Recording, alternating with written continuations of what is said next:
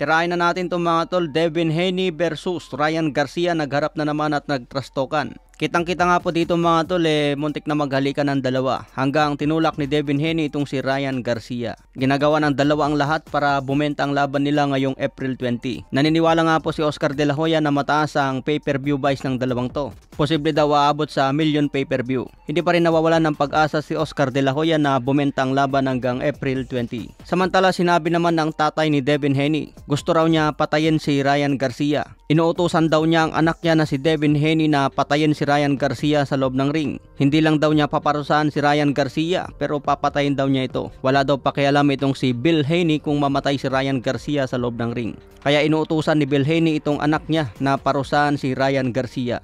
He died just like Drago said. This ain't no game. I'm sending my son to go kill him.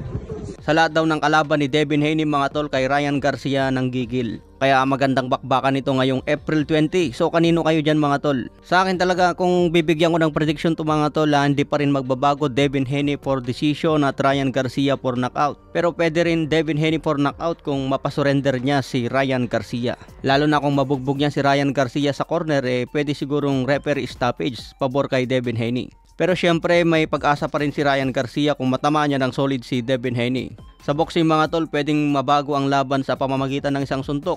Alam naman natin na may one punch knockout itong si Ryan Garcia. Kapag tumama yung left hook niya ng solid at magrogi si Devin Haney, pwedeng katapusan na. May kartada ngayon si Ryan Garcia na 24 wins, 20 KOs, may isang talo, may edad na 25. Samantala si Devin Haney may kartadang 31 wins, 15 KOs, walang talo, may edad na 25. So parehas lang itong mga tol. Laging naglalaban niya itong dalawa sa amateur, kaya nagkakaamuyan na ng galawan. Samantala sinabi naman ni Oscar De La Hoya, gusto raw niya ang pagka-energy ni Ryan Garcia. Natutuwa raw si De La Hoya kay Ryan Garcia dahil hinahanap ni Ryan yung mga big fight. Sabi nga daw ni Ryan Garcia mga tol, matapos kay Devin Haney gusto niya i-rematch si Tank Davis. Matapos kay Tank Davis, sagasaan niya si Shakur Stevenson at si Vasily Lomachenko. Hindi rin mawawala sa listahan niya si Pitbull Isaac Cruz. Easy fight nga lang daw kay Ryan Garcia itong si Pitbull Cruz. Sa style ni Pitbull Cruz na pasugod mga tol, siguradong tatamaan daw yan ng solid. Kaya natutuwa si Oscar De La Hoya dahil puro big fight ang inahabol ni Ryan Garcia. Sa ibang banda naman, Emmanuel Navarrete gusto niya makalaban itong si Pitbull Isaac Cruz. Pareha sila Meksikano mga tol, pero gusto ni Emmanuel Navarrete matikman din ang suntok ni Pitbull Cruz. Bilib si Navarrete sa pinakita ni Pitbull Cruz kontra Rolando Romero.